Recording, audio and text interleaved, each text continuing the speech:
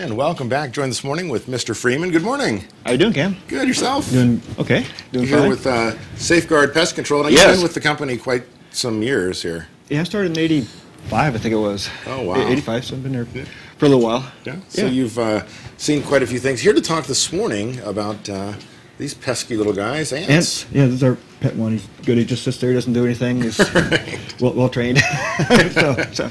Yeah, just ants are one of our biggest calls we get. Okay. Ants, spiders, sometimes wasps, but ants are one of the biggies.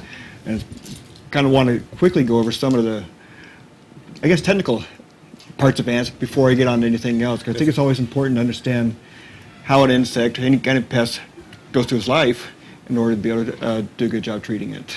So ants have a complete life cycle. That means egg, larva, pupa, and adult. And I think we have some slides of the eggs, larva, and pupa there. Okay.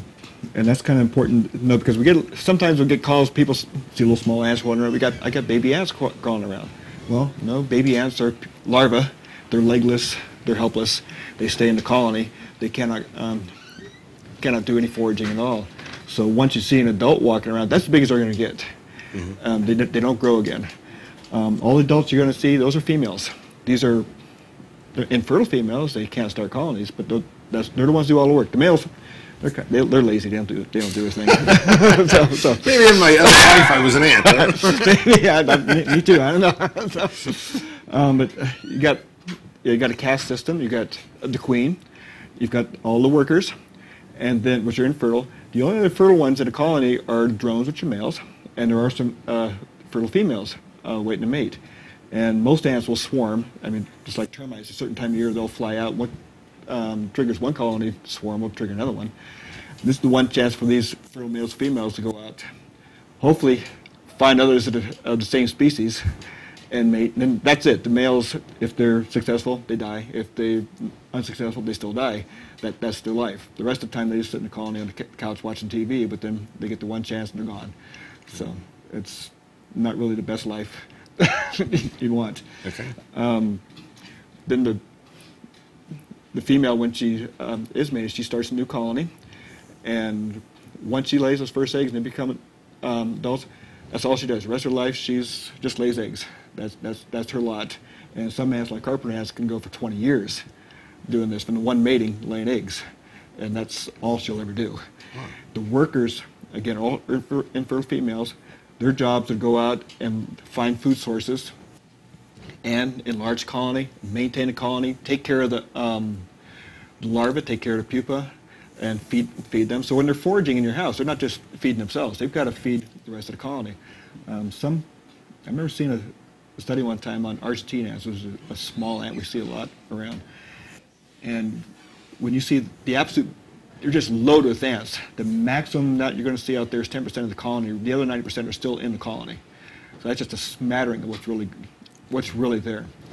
The key with ants is always find a colony, find the nest. And part of that is understanding what kind of ant you're dealing with. Okay. Some ants have multiple colonies, multiple queens, which makes it real difficult. Some ants just have one colony, which makes it a little bit easier. But still, you should understand what kind you're dealing with to have an idea of where to look and what's going on. Some of these ants are damaging ants. This one here I brought last week. This is from pine tree ants. This is a small black ant. And what they're doing, they're not feeding on it. All they're doing is excavating the wood. In this case, the early wood, which is the softer wood, is what they went for first. That's why you got a feathering look here. And this is where they're living, inside this piece of wood, inside a home. Wow. And since they're just excavating to make room to live. Since they're not eating it, they don't care if it's wood or sheetrock or insulation. You see a lot of insulation falling down from ceilings. They have open beam ceilings, like my house. Right. And that's ants up there. People, when they see this, what looks like sawdust, will say, I've got termites. No, they probably got ants. And there's a few different types that will do this. They've got carpenter ants, which are big ants, not quite that big, but they're big and black. Yes. If that's as big as the ants were, I'd find another profession. I would not want to deal with those. But they are large ant. You find these up country. Then you got pine tree ants and velvety tree ants. I believe we have a picture of velvety tree ants in there at the end, the last slide. They're again a wood destroying ant that you have, fairly common. And most of the other ants are just nuisance ants. I know we got pictures in there, I believe, of Argentine ants on a trash can, and then on I believe, a chicken plate there. This is what most people see inside their homes. They see these ants crawling around, and they just want to get rid of them. Right. And they're a nuisance. They will not do any damage. They're really not known for spreading disease, but they're just a pain. Yeah. One thing the customer can do is just keep things clean as best they can. So. It always seems that I can't ever get rid of them, but when and I have Safeguard at my home. Is there a secret, a technique, or what is it that you guys do that works so effectively? We can have trouble too, but the main thing is understanding the ants themselves, understanding where they're likely to live, being able to follow the trails back. Ants will, when they're foraging, they'll leave a pheromone wherever they go. That's where they can keep going on those trails and following back. So if you can find the nest, whether it's in the ground or in the attic, whatever, then you can solve your problem. Perfect. Well, we got to run to an ad break. Let's give out the phone number to Safeguard real quick. It's 267-1200. Okay. And give them a call if you've got any of these pesky ants running around. You want to get rid of them? We'll come They're the work on company to call. All right. Thanks for coming in. Thank you, Cam. We're going to run to an ad break. We'll be right back. Stay tuned.